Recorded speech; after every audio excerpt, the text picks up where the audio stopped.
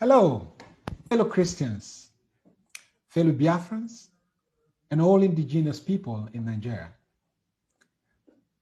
I'm coming to you from Christian persecution in Nigeria. I remain Father Kachukwu Okafor. We bring to you this message of truth and redemption, this gospel of light. The being of our existence is Nigeria. It must be brought down. And this is the fact. This is the fact. It must be disintegrated if we are to be free, and we must be free. So I agree totally with everyone interested in bringing Nigeria apart. I agree totally, because it doesn't make sense that people who people refer as miscreants against Christianity, they want to bring Judaism into Nigeria. And what about that? If you don't want them to, then be active. Look truth in the eye and be a real human person with intelligence. Nigeria is the problem, right? What do we do to Nigeria? We take it away. It is a curse. This is a forced unity. Everybody knows it. There is no point talking about it as stretching facts unnecessarily. This is not why we are here. In fact, I'm here because there is something urgent that we must address. Very important that we address this. And I would like you to listen first. Very important.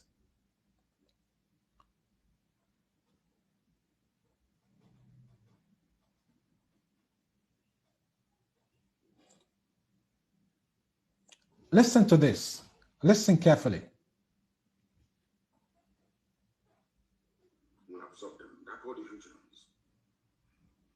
And they came into Britain. That is where the lives of Sir Peter de la Billiere. De la Billiere is a French name, but his family settled in England. He rose to become a general and led the war. The Desert Storm, it was him that commanded the British forces in Desert Storm, because his ancestors were French, the Huguenots.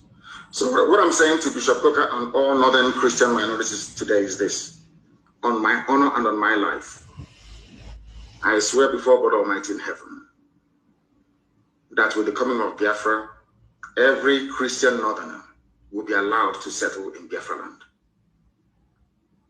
So you see, Bishop Coker, you have nothing to be afraid of. You have a place where you can practice your faith without looking over your shoulder all the time, thinking who's coming to kill me. You will come to Biafra land and you will live there a very peaceful, fulfilled life in Biafra land. The same thing that the English did for the French Protestants, they're called the Huguenots. There's something we are going to do for you. If you feel that you're threatened in the Sharia core north, and because of that, you think that having the East and the West in one Nigeria will save you, as if some kind of insurance against elimination by the crazy, mad Fulani Janjaweed, you will come to Biafra land. We will give you asylum. You will stay there. Your generations will live and thrive. We are accommodating people. We welcome visitors. Then you will. All right. I will play that again so that people can listen carefully.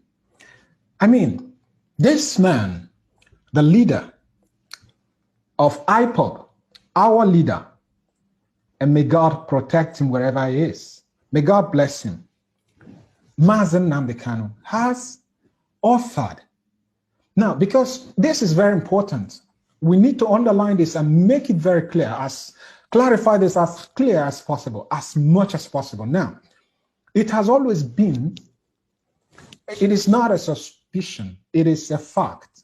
Most of our Christian brothers and sisters in the north, especially in the core north, those who live with a crazy, bloodletting, vampirous,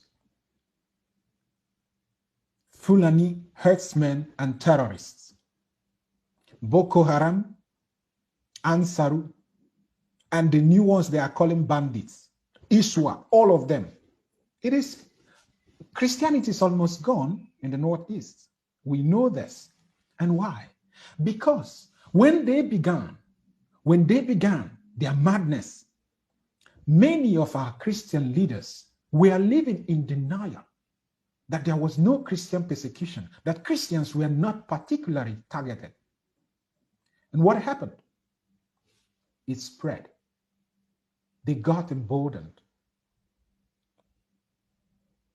They became like more, they even became crazier, became courageous to deal, and started making statements. Today, what's going on now? The same leaders cannot, in all honesty, there will be no moral authority to do that, to say that Christians are being targeted. And when you look at it very well, even if there were some Muslims that were being targeted, they are not Fulani. Fulani is not killing Fulani. Fulani are killing the Hausas and other minority tribes. I mean, there is not, I don't like using that word, minority. Every tribe is tribe, according to their blessings from God. And they are all great, they are all good. They are the ones being killed. And because our leaders were being myopic, I'm sorry to use that word, but that's what it is. Because they have refused. They have been so much intimidated and threatened. And then they feel that if they remain in this amorphous, gigantic, good-for-nothing Nigeria, then they will be given some kind of assurance to their lives. But the more you hold tenaciously on to Nigeria, the more your lives are endangered. The more you go into extinction, and the more the sultanates gain grounds. Like they are doing every day, you hear that they are all in collaboration with the military. We've said this countless times with proofs. You must have seen a lot of it. Why are we still blind to this? So, Mazi Nnamdi Kanu is offering an asylum, not just an asylum. It's like, come and live. We are one with you in Biafra land. I have said this consistently. I am for Biafra under the leadership of Mazi Nnamdi Kanu. Nothing will make us stop this gospel until Biafra is restored and until the people of God are free. Christians inclusive inside of it, because in Biafra land, a great number of people are Christians. And why would someone you claim is bringing Judaism to Nigeria be the one championing the defense of Christians? What are our leaders doing? Do we have leaders as such? I apologize if anyone takes offense in what I'm saying now. You must understand that I'm coming from a place of pain. If you feel the same pain, but you've not been able to voice it out, well, we are different. I have to voice my own because if you keep quiet, nobody knows. If you don't say that you have a problem, nobody knows you have a problem. You may die in it and you'll be blamed for it. So I refuse to keep quiet. Many of our bishops who have talked already, once they are intimidated, you will not hear anything again from them. Like our respected Archbishop Kuka did. He spoke the other time and everybody, even though they always refuse to speak the whole truth, like you will see in one of the videos. You call Nigeria a dubious structure and that it should be brought down. I mean, disintegrated. And then all of a sudden you are trying to cover up again because you let out the whole truth, because this truth is the only thing that can set everyone free. I mean, if anybody asks for apology for what I'm saying now, you know I can always give you apologies. If you want to do anything, no problem. But you see, this we will continue to say because it is the thing that will save us. Christ is the truth, and we must continue to follow the truth. The whole truth is Nigeria is not working for anybody because it is not meant to work for anybody apart from the people who created it and who keep on manipulating it to your own detriment. Our Christian brothers and sisters in the North have always been holding on to this idea. Nigeria, no, don't talk about this unity, don't talk about this integration, don't talk about separation. But every day you're dying. You're becoming refugees in your supposed country. And then you crying for the mercy of the world. Which of the words? I give you an example of what happened in Italy. There was this CEO of what's the company again? Eni company. He had a corruption case in Nigeria. In Nigeria, of course, it's about oil and money and ever. That's all it is about for these guys. For the Western world, their interest in Nigeria is always only people who have great conscience. But many times they don't have the clout. They don't have the power to effect changes. They can only defend add their voice. And that's what we are doing. So that we change the narrative, like Simon Ekpa will always say. Because so many falsehoods have been peddled over you, on your heads, and you don't even know it. You are suffering, and yet people are calling you the criminal. You don't even know it. Now, the Pope visited Iraq, no? A few days ago. He came back yesterday. Why is it that he doesn't know so much about Nigeria? Who is supposed to tell him? Does he have all the facts? If he has, why has he not acted? Has he all the facts really? Does he really know what's going on in Nigeria? Is this not why whenever anybody talks about Christian persecution in Nigeria, the Sultan immediately flares up? You mean the Sultan? Because his sultanate is being threatened. When you say that, the world, it would call attention to Nigeria. And then people will begin to ask questions. Yesterday was International Women's Day. 53 women were abducted from Biafra land. Obibo. There are many more. I'm just giving an example. 53 taken to an unknown destination. Eventually found out by IPOB. 53, and they were raped severally. They were made to wear the same underwear for months. International Women's Day. I didn't hear one woman talk about it in Nigeria. Apart from the people who were involved, of course, and their relations. And you're talking about International Women's Day.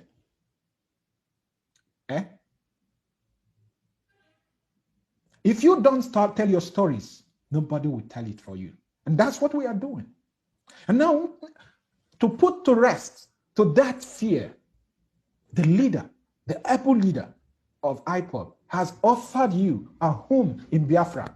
Because if you want to take the offer, it's left for you. Even if you don't take it, eventually, if you remain in one Nigeria, holding on to that falsehood, that contraption, that fraudulent contraption that is going to murder everybody, especially if you are not Fulani or if you are not Nigeria, or if you refuse to say, I will serve them. Even if you say, I will serve them, for now, they are interested in acquiring lands and to build their sultanate. So if you are lucky to be alive, you would have lost that very house, that land you're holding on to. You will lose it eventually. So consider carefully this offer. I will play this again so that you hear very well.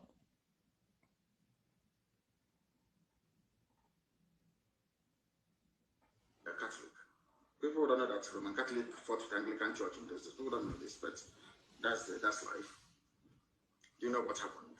Britain, being a Protestant nation, offered amnesty or struck a deal with France to say, give me all your Protestants. Will absorb them. They're called the Huguenots. And they came into Britain. That is where the lives of Sir Peter de la Billière. De la Billière is a French name, but his family settled in England. He rose to become a general and led the war. The Desert Storm, he was him that commanded the British forces in the Desert Storm. Because his ancestors were French. So what I'm saying to Bishop Coker and all northern Christian minorities today is this: on my honor and on my life, I swear before God Almighty in heaven that with the coming of Biafra, every Christian northerner will be allowed to settle in Biafra land. So you see, Bishop Coker, you have nothing to be afraid of. You have a place where you can practice your faith without looking over your shoulder all the time, thinking who's coming to kill me. You will come to Biafra land and you will live there. a very peaceful, fulfilled life in Biafra land. The same thing that the English did for the French Protestants, they're called the Huguenots, is something we are going to do for you. If you feel that you're threatened and the Sharia call north, and because of that, you think that having the East and the West in one Nigeria will save you, as if some kind of insurance against elimination by the crazy, mad Fulani Janjaweed, you will come to Biafra land. We will give you asylum. You will stay there. Your generations will live and thrive. We are accommodating people. We welcome visitors. Then you will see what Biafra is like in real life, not the miserable existence you have in Sokoto. You want to stay in a country where people are threatening your life because you spoke. You said your mind and they're threatening you. What I'm offering you is what happened in England, or the same England telling you talk about one Nigeria. There was a time that the lives of French Protestants were under threat in France. England said, give them to us, we'll take them.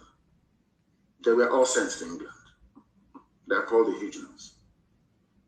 We offer you the same asylum today to Bishop Coker and to all endangered northern Christians. You can all come to Biafra. We will accommodate you gladly.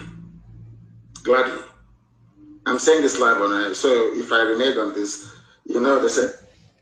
So, my dear friends, it's important to reflect on this, and I would humbly advise all our Christian leaders, humbly advise and or suggest that you listen to Mazi Nnamdi Kanu and listen to Mazi Simon Ekpa.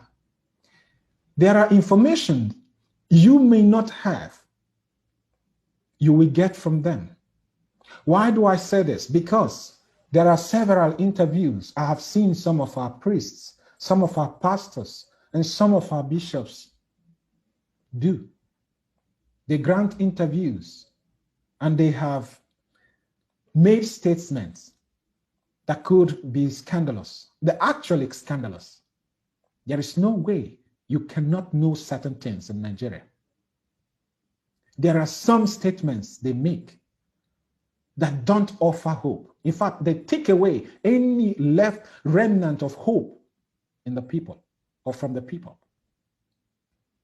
And they make you seem working against the people. If I were you, I would listen to Mazi Nnamdi Kanu and Mazi Simon Ekpa, at least these two especially. There are so many who speak very sensibly, who give informations that are very, very important, so that when you speak, when you take decisions, you will know what you are up to. You will have the facts. You don't speak blindly. Because in Nigeria, you are almost nothing. Why am I saying this? I'm saying this as an appeal to all our Christian leaders. I will eventually make another video to tell you why I said what I said. It is an appeal to key into the movement of bringing Nigeria to an end. If you are truly concerned about ending the suffering of people, of ending people coming to you to pray for them so that they will get visa to America, who does that? Coming to you so that they will get visa to run away from their country? Of people becoming refugees in their country? If you are truly, I do not want even to accuse you in any manner for the moment, because I see selective justice, selective defense when it comes to when people are suffering. Do you know the number of people? Look at those women who who were abducted by the military. 30 pastors inclusive, there are 30 pastors abducted. Why would they be abducted? What did they do? I didn't hear you talk about them. Look at even Khan. Should I call Khan a toothless bulldog? Is it even a bulldog? So I am only offering this as an advice. Listen to Mazi Nnamdi Kanu. Even if you don't like him, listen. Even if you hate Mazi Simon, listen. They are very important. Since ESN came and was set in oppression, have you heard that another woman was raped in Biafra land? I don't know. You are in Nigeria. You should know better. My dear friends, fellow Christians, with all the love in my heart, let us continue to pray together. Already, I have changed my prayer intentions and my prayer points. I don't pray for Nigeria in distress anymore.